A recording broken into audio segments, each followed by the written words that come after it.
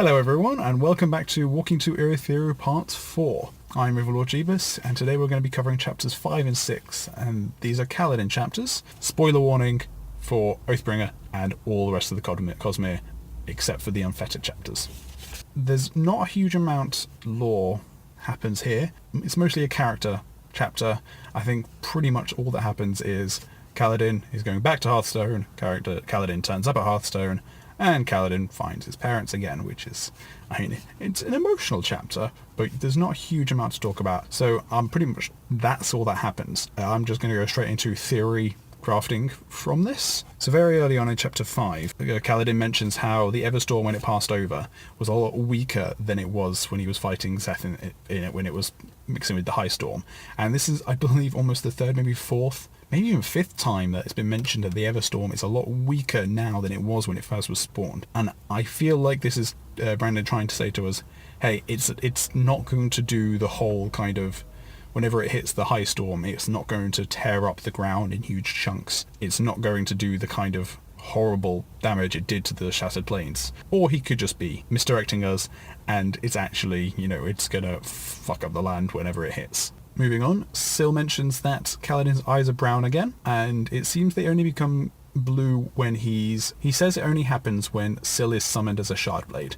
Now I assume it also happens when he uses Stormlight for his surges, because it would be odd if it was just the Shardblade, but then he was using the surges quite a lot in Bridge 4 before she turned into Shardblade, and while he glowed, his eyes didn't change. So it seems that the Shardblade, maybe it's just the eye, maybe it's just Shardblade is the eye thing, which would be unusual. I would have thought that using Stormlight or holding Stormlight in you would make your eyes glow as well, because that just seems strange to me that it's only when the blade is summoned. We also have Kaladin mentioning that the way he survived the Everstorm was he carved out a little nook in a bit of rock with Syl, and he even left his spheres out in the Everstorm just to see what would happen. And he was hoping that they would be infused with Stormlight, and he was worried that they'd be infused with something else. And it looks like we have confirmation that it's neither. Nothing happens to spheres left out in the Everstorm. They don't get Void Light and they don't get Stormlight. So it's nice to have that confirmed. The weeping starts shortly after the Everstorm passes, so it seems that the meteorological cycle of Roshar, of the high storms, the weeping, doesn't look like it was disturbed too much. I do reckon we will see some impact of the Everstorm, because it's, the storm going the wrong way, there's going to be some impact. And when we do find out what is going on with the high storms and what's going on with the weeping, and when the planets align, does this thing happen or this thing, and I'm sure we'll find out soon what the impact of the Everstorm will be on those. But it seems right now there isn't too much of an impact. Whilst travelling back, Kaladin also talks about Moash, and he refers to him as his friend again. Now if you've forgotten, Moash was going to kill Elhokar because Moash's grandparents were falsely imprisoned by Elhokar, as suggested by Roshone, because they owned a rival silversmith to him, and they died in jail. And Dalinar actually caught Roshone doing this and was all like, you should be stripped of all land and titles, but then because of all politics and stuff, instead he was just simply sent to a little bumfuck nowhere village where he could do no more harm. And as we know, he did some more harm, so that's why Moash wanted to kill Elhokar, because he blamed Elhokar, whilst Dalinar was like, it was totally Roshone just being a douche and Elhokar being a young gullible king. So anyway, Kaladin arrives at Hearthstone and mentions how there's gloom spren flitting about, and the gloom spren were described as tattered streamers of grey flitting about, which sounds kind of similar to Anticipation spren, though it sounds like they kind of shoot out of the ground and be giant inflatable waving arm men. But it seems gloom spren actually kind of float around, and I wonder if there's a connection between those. I don't know if there is any connection whatsoever between the different types of spren sharing similar characteristics. But it'd be interesting to find out. And also, it's mentioned that gloom spren are very rare, and Syl mentions she has an aunt who hunted them in the same way that the Alethi hunted great shells, which is very interesting. What the hell did Honorspren get up to when they're not, bonded to Radiance? Very interesting. So Kaladin, not wanting to go home to face maybe what has happened there, he heads to Roshone's manor first, hoping to find out what happened to his parchment. And Roshone's parchment are kept in a little shed at the end of the garden, and it was described as a single open space with a few benches, which actually kind of reminded me of the Scar hovels in Mistborn. Kaladin kind of finds a large hole torn in the side. Now, what we do know about parchment is that they have to be left outside in the Everstorm to transform, but it seems like maybe what is considered outside is a bit funny. Maybe a little tiny shed in the bottom of the garden is enough to protect them from whatever it is they're transforming them. But not only were they... So I'm going to assume they were transformed. I'm assuming that there wasn't just a giant hole busted in the side of the shed for no reason. So I'm going to assume they were transformed, and it seems they left. And Kaladin actually talks about this later on, when they get to the room full of wounded people. He says that these are wounds from a natural disaster, not from an attack. And so he says, what happened to the parchment? Where did they go? And I'm thinking, my first thought as soon as he thought that was, in Taravangian's interlude, in Words of Radiance, he mentions that Moliarch, or Moelok, I think that's the one that I'm going to struggle with the most. Unmade names are awful. Moelok, he is moving west. And I'm wondering if there is some sort of call to action for the Unmade and for the Voidbringers to move west. And that was my first thought, is that's where the Parchment went, is they got transformed, and instead of just attacking and killing everyone, they were immediately like, right, we've got to move west, we've got to gather forces.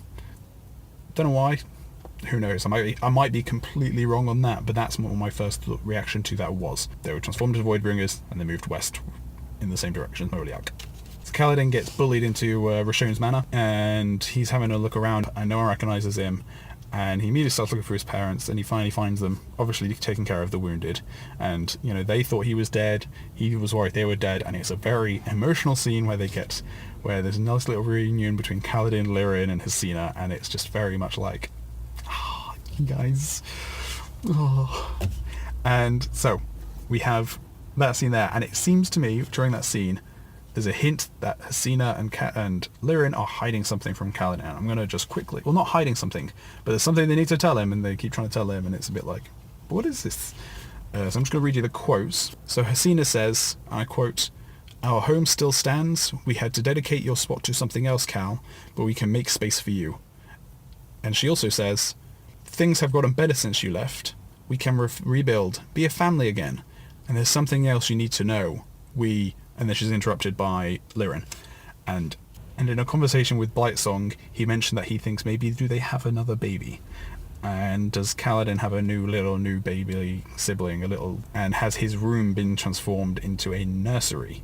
I mean, if there's been a high storm and an attack and they've got a baby, you'd think they'd bring the baby to the manor with them, not leave it in the home, but who knows, maybe it's that.